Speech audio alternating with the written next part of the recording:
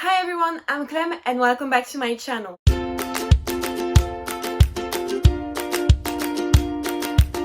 Today I'm going to be showing you my big book collections. So you can't actually see it, but right here and then at the bottom of his shelf I have a collection of really big books or really high books that I can't put somewhere else, and it's something you never see, so I decided to show you. Maybe you will be interested in it. So yeah, I'm just going to start and show you the books I have on these shelves. So the first book I have to show you is actually this book on the Beatles. So my mom got it for me like 2 or 3 Christmases ago, and I'm a huge fan of the Beatles. I feel like if I lived in the 60s I would have been part of the Beatlemania because I love what they're doing. And in this book you basically have all the story of the Beatles throughout the year, and what's really cool is that you also have partitions if you want to play their songs. You have a lot of pictures, you see. I haven't read it yet because it's a massive book and I don't feel like it's something I will read in one sitting, so maybe sometimes I'm going to read some part and then come back to it to read some other parts. But yeah, I love it. It's really fluffy actually. So yeah, I'll read it someday eventually. Next is The Great Guide of the Wonderful World Surrounding You by Author Spiderwick. And so this is the companion book to the Spiderwick Chronicles. And you might know this, but I was obsessed with the Spiderwick Chronicle when I was younger, and so one day for Christmas my mom got me this book and I used to read it all the time because basically you have wonderful drawings of the different creatures in Spiderwick, and I loved it because I used to inspire myself to write stories about fantastic creatures, and I would go into this book and read it and get inspiration from. And I don't know, even my Barbies when I was younger, I used to play it and add things from this book because I was in love with it and I wanted to be a Spiderwick and go with them on adventures. Next is Understanding the Painting at the Museum of Orsay in Paris. So I'm lucky enough to live very close from Paris, and I can go to the Louvre and to Orsay all the time. And if you don't know these two museums, they're the best in the capital, even in France, and they're my two favorite. Orsay is my favorite one because it has an amazing collection of Impressionists but also of Van Gogh, and so I always go there just to watch it and to have a good time because it's so peaceful there even though it's crowded. And so my dad know I love the Museum of Orsay, so he got me this book, and inside you have all the paintings in Orsay, and they're actually described and you have more information on them. So I love it. I read it sometime, but once again, it's not something I'm going to read in one sitting. So yeah, I just come back to it sometimes just to read it. Next, we have the big Shakespeare Illustrated. So this is something done in France, and I love it because they done it with Jane Austen and Agatha Christie also. But basically, it's a guide to all the Shakespeare's play. So at the beginning, you have an introduction on Shakespeare, but then what you get is really amazing. I love it. For instance, you're going to get Richard III, so you're going to have a story, the different characters, and then you're going to have the whole play, really short, a sum up, and I love it. And you have this for all the plays, and it's a bit funny because they add some puns, and yeah, I love it. I need to get the one on Agatha Christie and the one also on Jane Austen because I love Jane Austen and I need it. But yeah, it's really great, and when you want to know the story real quick about something, this good is really handy. Staying on the Shakespeare road, I also have A Midsummer Night's Dream and Romeo and Juliet, and these are the Globe's edition. I'm just going to show you one. So these are actually the play, okay? This is A Midsummer Night's Dream, but no, actually it's Romeo and Juliet, but it's the play as Shakespeare wrote it back in the day. So you see, you have I think it's the version of a portfolio, and so you have here, and then it's written, and I feel like it's Shakespeare's handwriting, so It's really amazing to read it. Like, I love reading it, even though it's a bit hard because it's not always very easy to read, because you see like sometimes a bit of the words are erased and it's written in Old English, so it's not necessarily easy to read it for me as a French girl. But I don't know, I love it. I feel like this is so special, and I'm going to London in a few days and I'm going back to the Globe. I feel like I'm going to buy another one. I don't know which one, maybe the Tempest, I don't know. I will let you know, maybe in my book haul at the end of the month, but yeah, I love those books. Next, I have Night Stories for Rebel Girls. I feel like it's the English title. And if you haven't heard of this book, this is actually a collection of biographies about girls who changed the world, who did some things amazing. Like, you can have like artists, activists, politicians, writers, just women who left a mark on history and on the world because they did something unusual and they changed stuff. And it's really empowering. Like, I used it with my students and they loved it because they discovered a lot of amazing women who actually did amazing things. So I was really proud to be able to share this with them. And I think I'm going to buy the second one because the second one came out, and yeah, I think maybe I'm going to buy it in English because this one is in French and I love it. Okay, I love French, it's my language. But I don't know, it will be good to have one in French and one in English. Next, I've got Into the Woods by Emily Carroll. So this is a graphic novel and it has 3 or 4 different stories in this one happening around woods that are scary and terrifying and magical.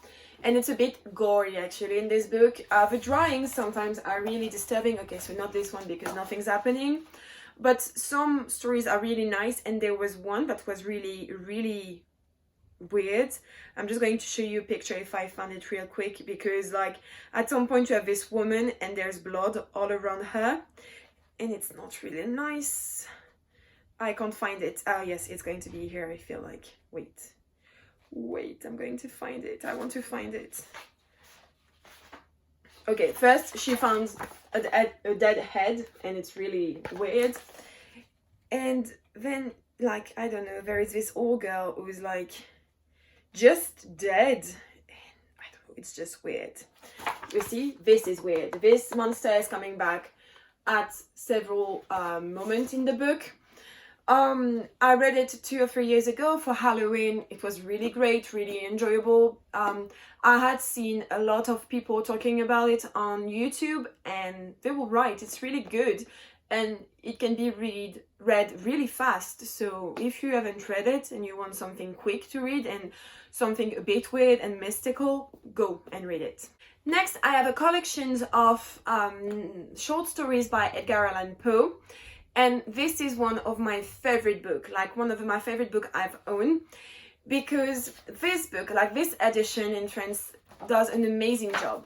Because Poe is already a bit scary and disturbing, but here they added illustration, and the illustration are just amazing, but they add to the stories. Like when you see it, you're like not well, and you're like, okay, it's really scary, and like you're not at ease when you read it. And at some point the illustrations are really disturbing and I love it for that. And this book is just freaking beautiful. It's amazing. I love Poe and I don't know, this book is the best thing on earth. I also have Harry Potter, A History of Magic, and this is the book that came with the exposition that was in London a few years ago. I have actually never read it, but this book is stunning. First, look at this cover, and if you look underneath, it's even more beautiful because here you have a snake and inside you have Hogwarts, but like it's mystical and a bit scary because it's not the bright Hogwarts. And basically inside you have all the drawings and all the concepts they got for the different movies, and also J.K. Rowling, how she thought. You see, you have all the subject told in Hogwarts, and you have like information about it. Like, it's really interesting, and I feel like I'm going to read it soon, maybe just look a bit at it, then come back to it when I want, like, because it's really heavy, and yeah, I don't know. Next, I have this book, and I got it last year for Christmas, and it's the heroes of the mythology, and the Greek one, and it's so well done because let me show you, I love it. So you have the god here, then you have all the different stories the god appears in. So this is Zeus, and then you have like some jokes and puns, and I don't know, I love it. It's so well done. So you have all the gods, and then you also have the goddesses, and you also have the half gods, and all the mythical creatures, and all the myth that goes with Greek mythology. I'm in love with Greek mythology. I love it so bad. I've been obsessed by it since I'm a kid, because when I was a kid I used to borrow from my public library CDs that were actually audiobooks about the Greek mythology, and I was the only one to borrow these CDs from the library, and I used to listen to them in rows, like all the time, all the same stories. I loved it. So I'm obsessed with Greek mythology, and this book is like the perfect gift for me. Continuing on the Greek mythology, my dear best friend Sarah got me a few years ago the big edition of Percy Jackson and the Greek God that was a companion to Percy Jackson. And actually inside you have a bunch of short stories about Percy's and some Greek gods. And the fact that it comes in this big edition is that you have once again stunning illustrations, so I love it. I've read a few of the short stories, but not all of them, because I don't know, I'm not attracted to big books. Like, it's not something I'm going to read easily. So sometimes I force myself to go and read a short story. But yeah, I should finish it soon, because I feel like I have 4 or 5 short stories left in this one. So yeah, it's not that bad. The next book I'm going to show you is one of my most precious possessions, because it's the Hamilton book. So I'm a huge fan of Hamilton. I went to see it in London. I cried in front of it, and I feel like I used to talk about this all the time to my 2 best friends. So Jenny, my other best friend, got this one day for my birthday, and I've read it so many times already. Like, you have a bunch of information on how Lin-Manuel Miranda came with the idea, and the idea of the songs. So you have the songs, and what I love is that the songs are annotated. So for instance, you have the lyric, and at some point you're going to have a little one, and Lin-Manuel Miranda is going to tell you something about this line, this word, what it means. I love it. It's like the perfect things for me, because I don't know, I feel so clever when I read it, and when I listen to the song, I know what it means, and I love it so much. And now, after Shakespeare, we are entering my Jane Austen collection. So the first Jane Austen book I have is a bind-up of all her books. And this book is stunning. So you see, it has golden spread edges. It has beautiful illustration in it, you see. The only thing that's a bit bothering is that it's written really small. So I've read Sense and Sensibility in this one, and it was something, because it's not the book you can take with you everywhere. But I don't know, I love it. It's just beautiful. It talks to my heart, so I'm in love. Next, the same year, my mom got me this bind-up of Pride and Prejudice and Sense and Sensibility. And so, just like the one I showed you before, it's just the 2 books reunited. They're in French, but this one is written bigger. You also have illustrations at some point, and it's the original illustration. And last but not least, I have this amazing book that's called The Imaginary Museum of Jane Austen. And okay, this book was made by two girls who are in love with Jane Austen, so they imagine a fictive museum about Jane Austen, and it's in the format of a book. So one of the girls made amazing illustration that goes with the museum, and the other one made commentaries, like it's like you were walking through a museum and they're talking about each book and struggling, and they are amazing piece of art. It's just like the perfect gift for a Jane Austen hardcore fan, which is what I am. This book was really fun to read and I loved it, because I wish there was really a museum on Jane Austen. Like, I know there are in England, but I've never been to it and I'm really sad. But yeah, this book is amazing. Okay guys, that's it for my big book collection. I hope you liked this video. If you did, don't forget to like this video, to subscribe to my channel, and I will see you next time. Bye guys!